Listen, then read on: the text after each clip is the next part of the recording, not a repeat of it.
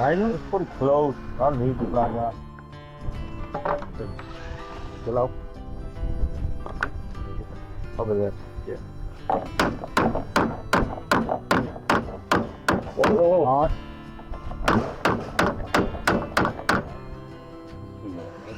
Is it tied up top?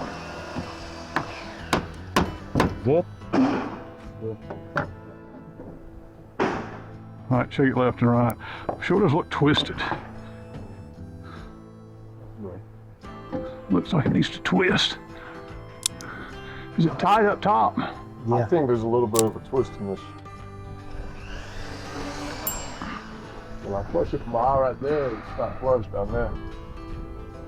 There's a little bit of twist in this. Well, look, put a screw right there. Here, let me see it. Let me come up through the bottom.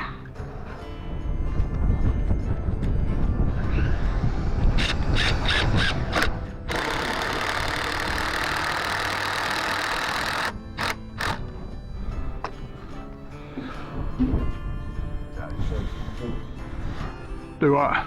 Never Dude. I think it's better to be twisted at the top. Try spinning it just a little.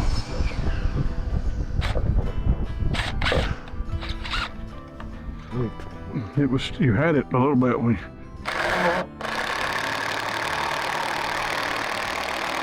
Ready. That's pretty good right there.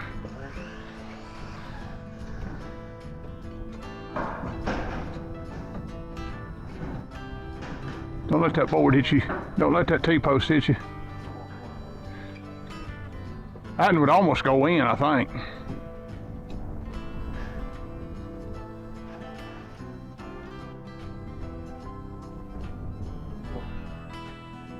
Get the post a little straighter so it'll go in there.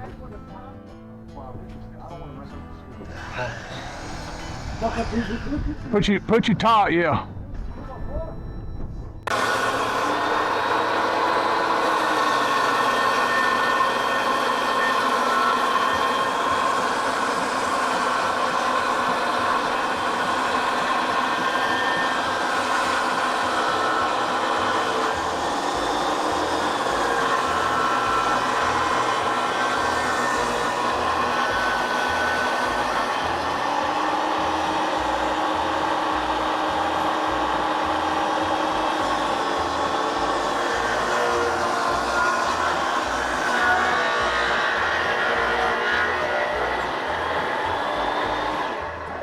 You all the way through? Yes.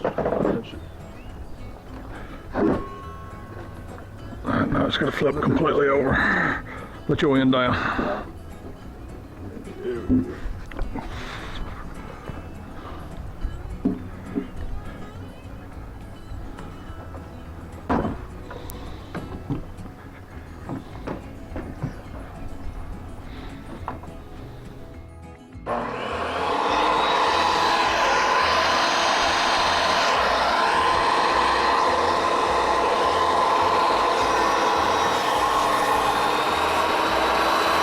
Well,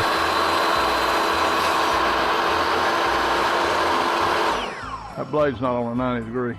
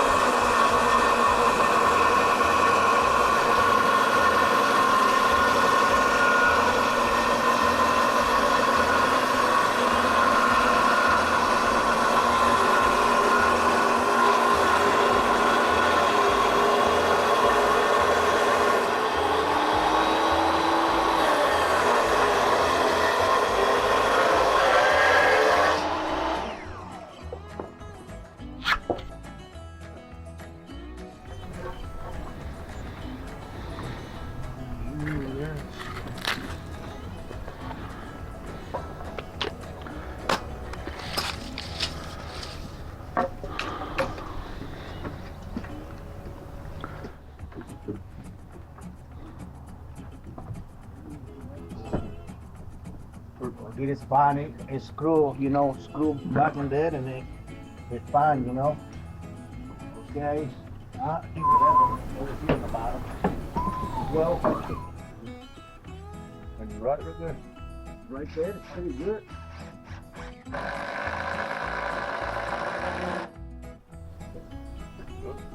Yeah. It don't matter. Ain't no matter. Ahora suéltale. O sí, ahí está la línea ya. Alright. The one on the bottom. Alright. Made for two. One in there and one out front.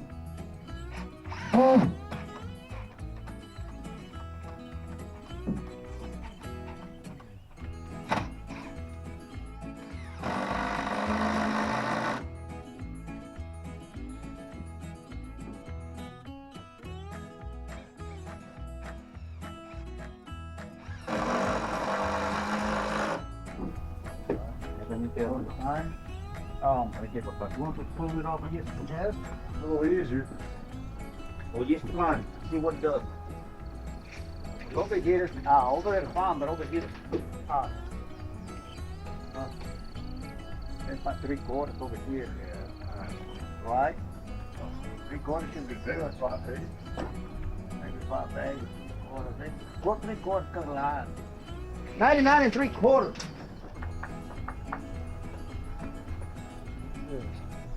He's from a 487 3/16.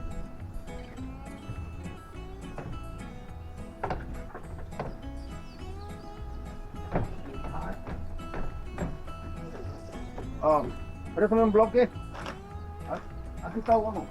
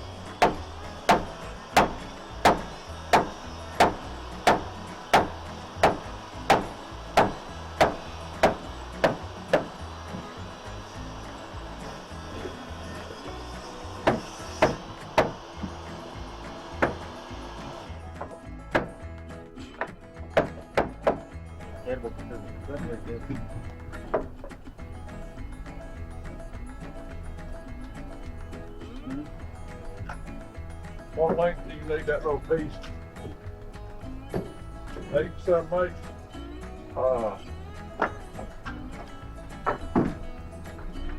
This one over here. 8. You can do 8 3/8. I mean 8 5/8. Just leave it line.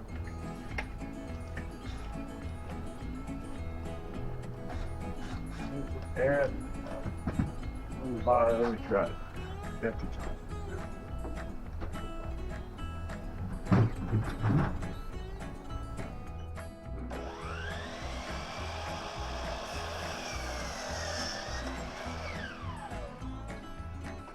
I want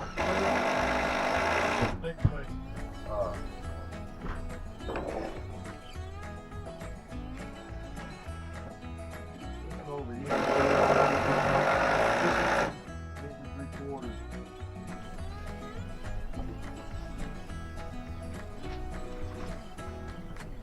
87 3/16. Yeah.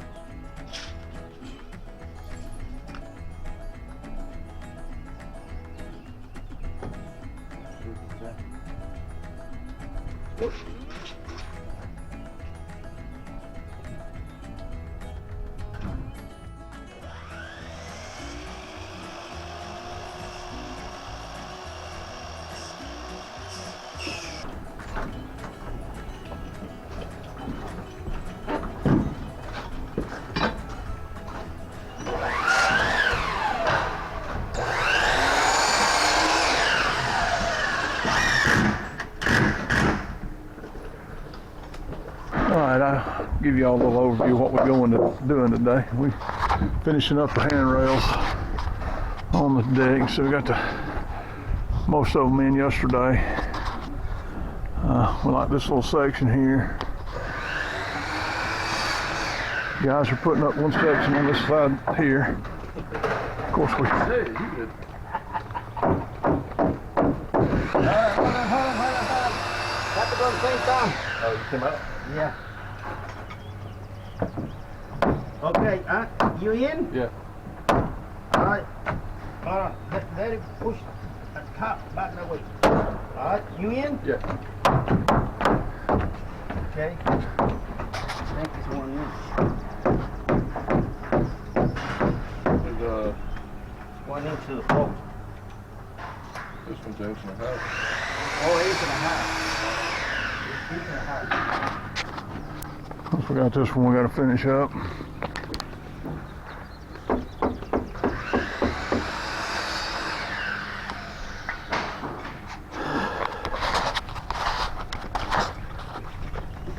And got a scuttle hole door around here to Bill.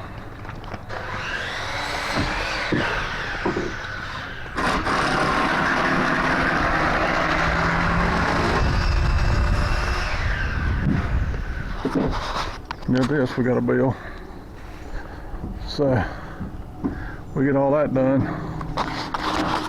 We're gonna load the tools and go to the house. Hopefully it's gonna be a short day. And here you see the guys screwing those handrails together. And if you notice they keep those screws back from the very edge of those pickets. If you screw those things too close to their end, they're gonna split. And yeah, you see it real good right here. See how far he's got it back from the end of that picket. And even if they don't split initially, when they start to dry and this pressure treated wood draws up, they'll split then. So it's very important you keep those screws back. All right, here you can see the guys starting on the other end. And one thing to always remember when you're doing handrails is that there is a code on the spacing on the handrails, and it's basically called the 4-inch rule. And what that means is a 4-inch sphere can't be more than a 4-inch sphere that can fit between those pickets. And with that, it's you got to know the thickness of your pickets to how to do your layouts. And we usually do a 5-inch layout on these 1.25-inch pickets. And that way, it keeps it simple for us and keeps us within code. But you can see here, once you get a system down and get your layouts, it's pretty quick to put these things together. Not very complicated like it is for some of the more decorative kind of stuff that you do.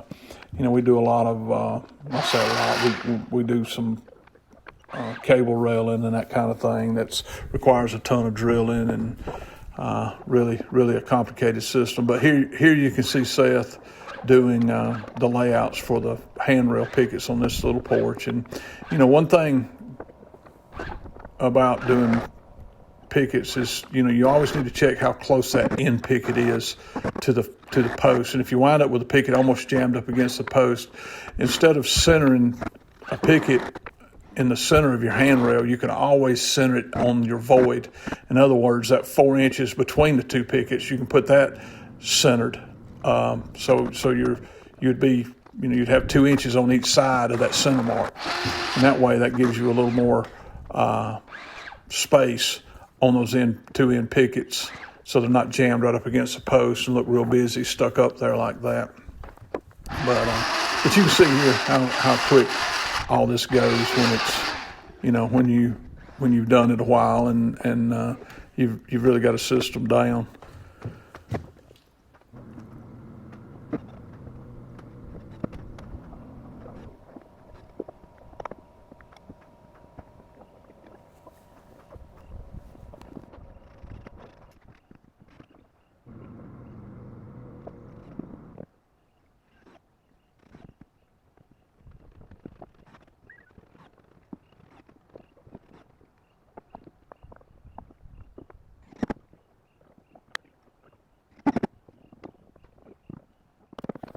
And on these little handrails here, all they're doing is put one picket dead in the center. It's just sadly, these 6x6 posts are jammed so close together that you almost didn't need a picket, but it aesthetically it just looked a little better to have the picket, and actually it was a little wider than code required, than code allowed. But in all, I thought it really turned out to look good. As you can see me here checking the plumb on all those posts before I find the center in the stair rail, and once I find the center of the stair rail there, you see me checking how my layout's going to break, whether I want to center that picket on the center mark or whether I want to center the 4 inches on that mark. And once I establish that, what I do is I cut a gauge block to do my layouts with. The distance, the diagonal distance of the 4-inch layout. And once that's done, that's what we use to mark those diagonals with, and just makes it a lot simpler than trying to pull layouts up and down those handrails. At that, you trying to hold your tape level and mark that is almost impossible. So you just figure out your distance on the diagonal to do your layouts, and just cut you a gauge block to mark them with. And then you can see here that what we do is we put these pickets up full length, and then we'll come back and cut them with a Sawzall. And this is one of those places. Look, you learn your trade by somebody else, and but you sometimes you become blind to things that might be faster because you learned it a certain way. And this is one of those places where learning to think outside the box and not just being so set in your ways of doing one thing can really speed up your production. This is probably one of the most time-saving and accurate ways to do these handrails that I've found. And in doing this, it speeds you up probably 50%, and the finished product looks better. Now you've got to hold that Sawzall good and flat down that rail as you cut those pickets. But once that's done, you get a really good finished product, and you're faster at it, and therefore making you more profitable. And that's the end goal, to build an excellent product at profitability. And here you can see the guys finished up those top rails, and I guess a drink rail would be what this is called. It's it's wide enough to set a drink on. So, but getting those drink rails up there, and that pretty much wraps these porches up. All right, I'll show y'all kind of what we got done. We wrapped up here, so we can get out of here, call it a day. But here it is. You see the porch, handrails, steps. We left that front step stringer off because I got to pour a pad out in front of it, make it a little easier on them. I'll give you the top view.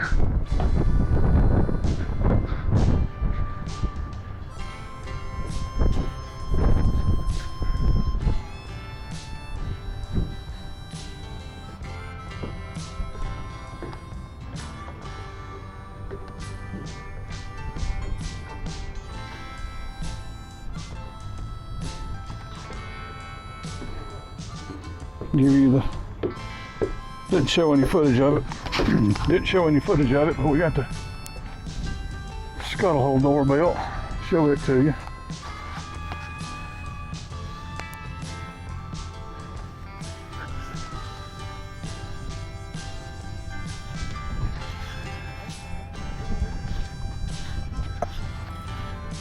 We want to thank you for watching our videos, and hope you'll like and subscribe if you haven't already. And if you have, we really appreciate your support. And leave us a comment. We'd love to hear from you. Thanks for watching.